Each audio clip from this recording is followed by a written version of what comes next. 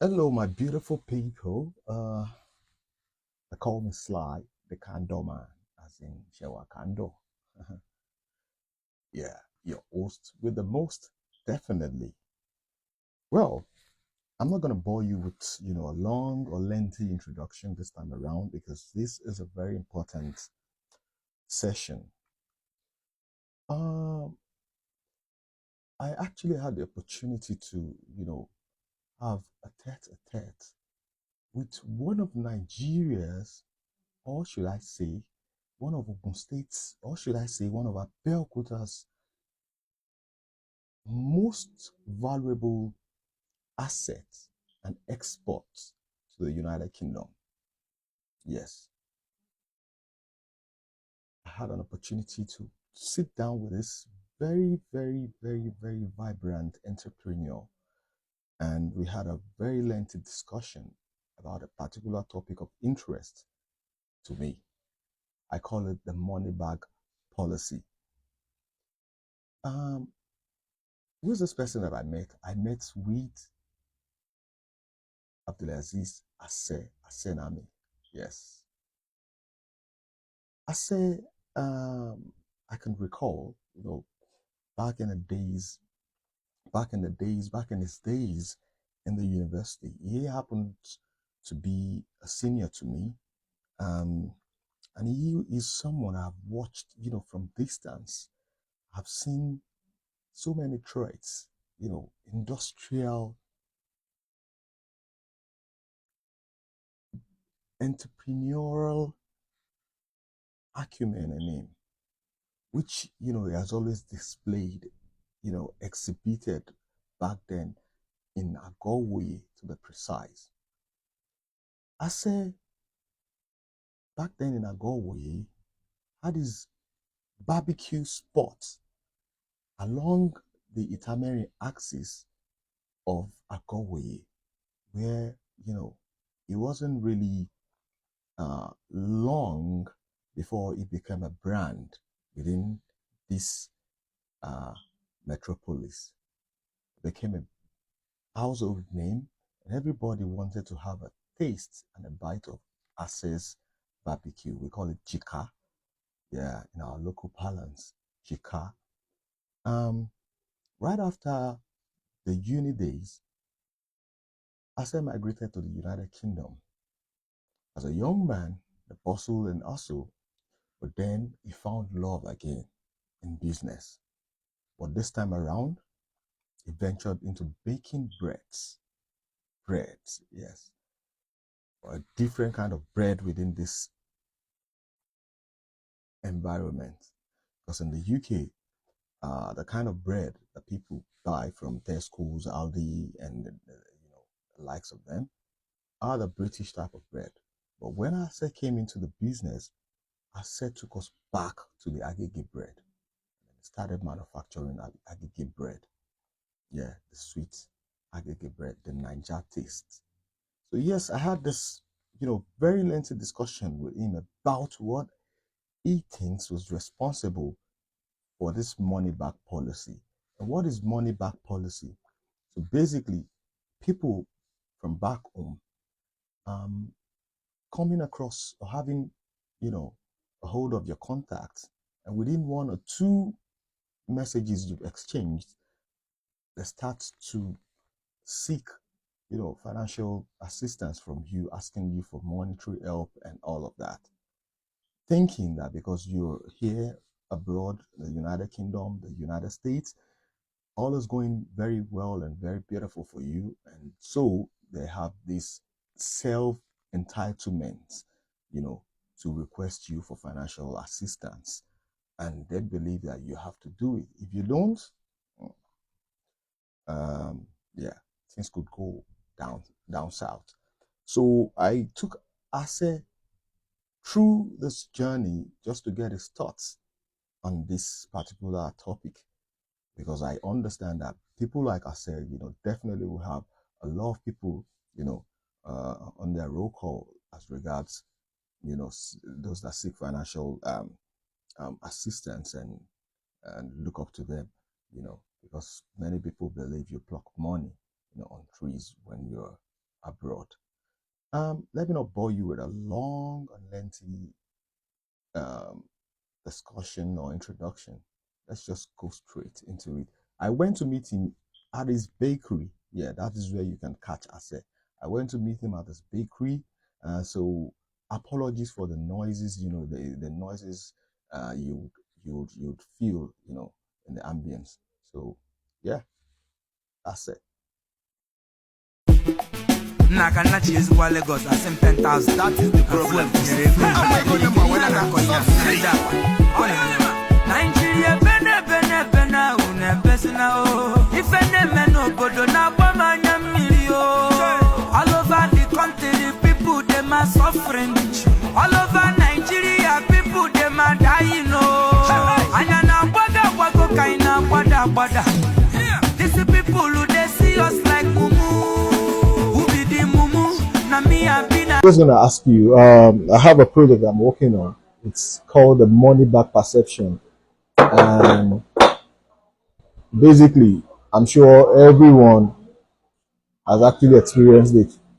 The concept is that we want to start sensitizing people at home about the money back perception of people abroad. They have everything going on for them. They exchange 2-3 emails or messages and they start asking you for money, converting naira into or converting pound into naira. So they believe whatever it is, you can give them something. What do you think is responsible for that? And how can that be changed if it's not a positive thing for them to do? Well, for a fact, it's not something that will be changed in the next years and years to come.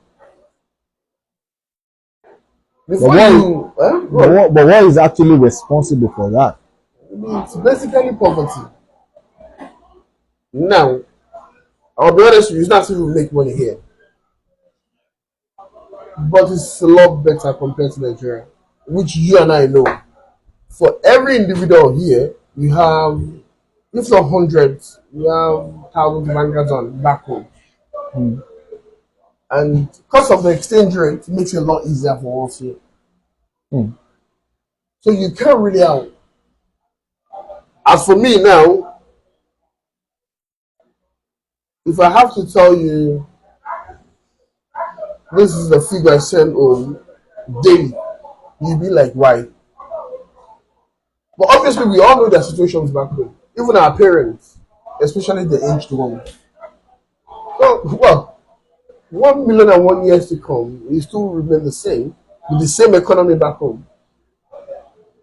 But, for example, I don't know if you've experienced it. Yeah, most especially in the social media platforms. Facebook, for example.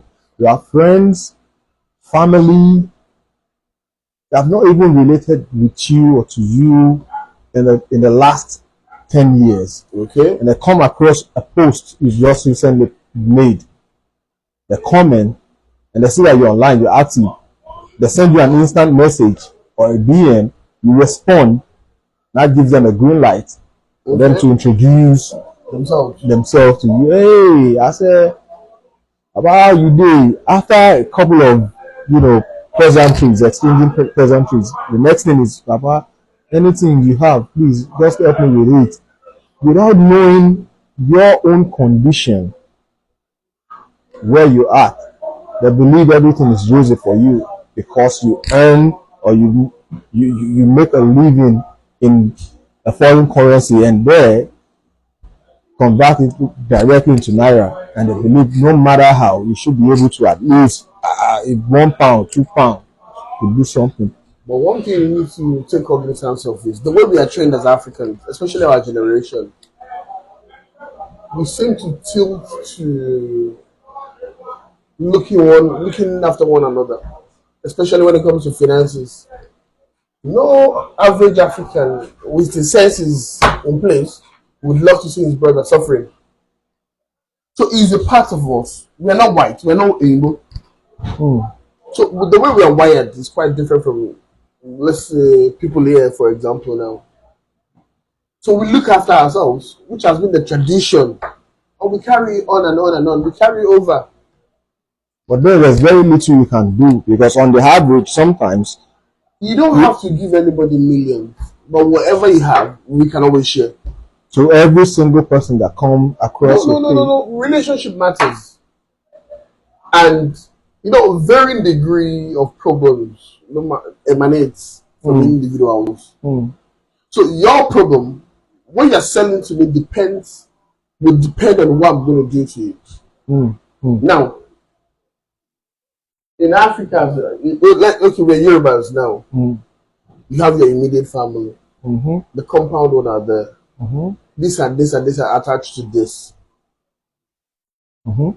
Now, there's this feeling that comes with us as a black person. You wouldn't want this one to suffer. Or while you're growing up, or you had done you a favor at some point, or done someone closer to you a favor, and you be like, I know, any you your back. Let me just, you don't have to give millions, but in fairness, you just have to do the needful, which we see as needful. We're not white. And people back home are not ready.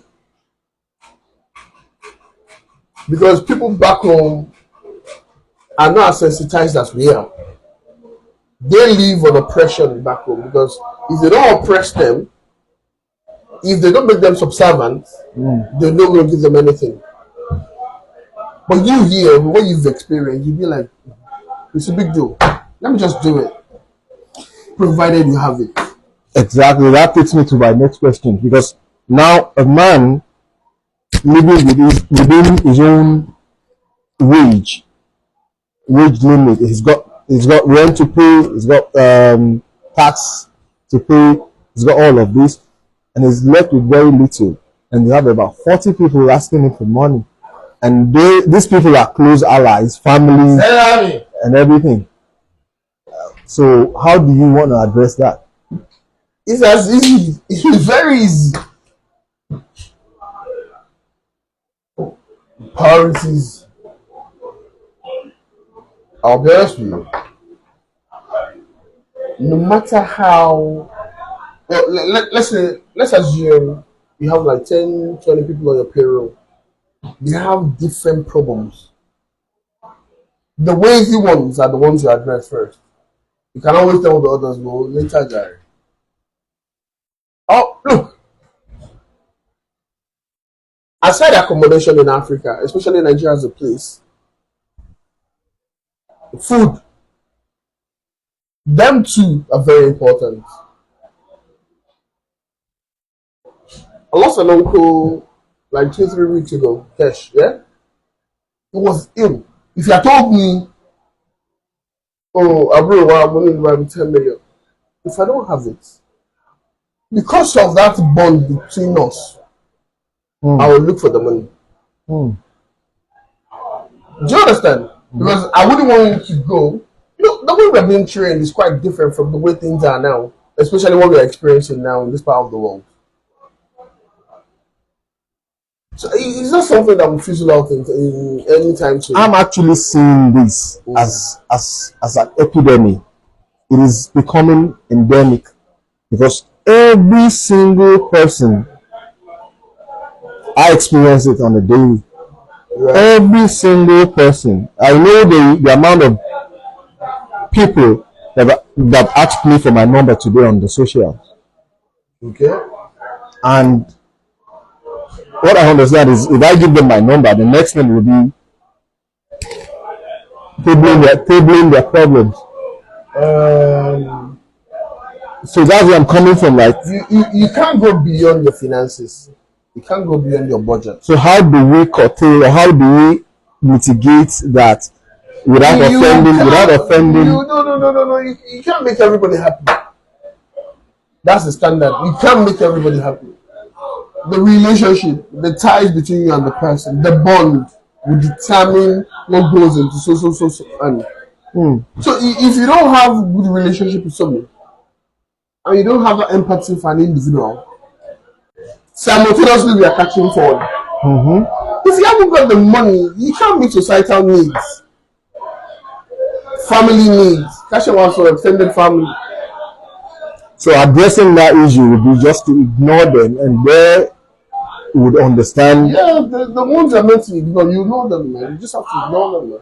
Ignore them. Yeah, ignore them. There's no point. Because what happens is when you ignore them, they come back and see you as, oh, he's very arrogant, he's got the money, he doesn't want to spend, he's got this, he doesn't want And to we do. didn't even talk about anybody telling you you're arrogant. But on your money, you work for it. I'm thinking if you start explaining to them, like, listen, I've got these bills to pay, I've got this much bill to do. I'll be honest with you. Do you owe anybody explanation? When the chips are down, So not to be in the back, in their own back, black or bad book. And what effect is that going to have? Nothing really. Their bad books, what effect does it have? No. If anybody comes to me for anything and I'm telling you, I'm sorry. I don't even have to tell you I'm sorry. I'm not indebted to you. So if I have to do you a favor, it's out of love. So if you're not telling me, Moshe, well, let's go, man. Good riddance to bad rubbish. You don't need energies like that, man. Whatever you do, you are doing it out of love. And if they can't feel that same energy, no, man, they're not having no value to you. You see, my power is on a parent. And any reasonable person that comes along.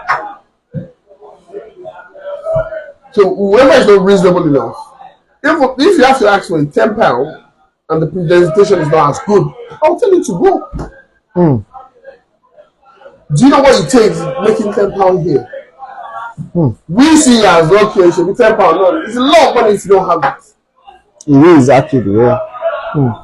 You need to learn to save your finances. Once you're down financially, you're ruined as a person. Once your finances go the drain, then you go to the back seat. You're in trouble. Wow. For everything we do without the normal finances, you can't move without anything. Do you know we run this place with money? Yeah. Now, for all the people coming from chilling here, if you haven't got the basic finances to run here, you won't be comfortable chilling here. So you need to make sure you're in a very comfortable situation first, before you give a lending hand to anybody. If you don't, you'll be a part of them. Easy. You see, that's just the basic truth, the honest, naked truth. If you're not in that comfortable situation, do not stress out yourself to start making people happy. Make your own happy first. You come first. All right. So I want to thank Asenami for granting us this beautiful opportunity to educate people and, express the honest truth to them. Thank you very much. Yeah, that's boss. Yeah. Nakanachi is Lagos, the same 10,000. That is the problem. Nigeria, Bena, if any man no go to Nabamanya Milio, all over the country, people them are suffering. All over Nigeria, people them are dying. Yeah, welcome back. That was a lengthy one, and a very, very, very detailed interview, with Ase. We've learned one or two things, and that is why I'm always happy, to share some very, very intimate moments with Ase, because you indeed, gain one or two things from him. He is very wise. All right, guys. Till I come your way, you know where to catch me. I just want to say, Ireo, stay blessed and remain happy. Shout out to Asenami Bakery. Number one, Nigerian bread in Boston, Manchester. Number one, what do you say? American bread. Nigeria, Abẹ́òkúta bread. Egba bread. Abẹ́òkúta all the way. Nice one. Yeah.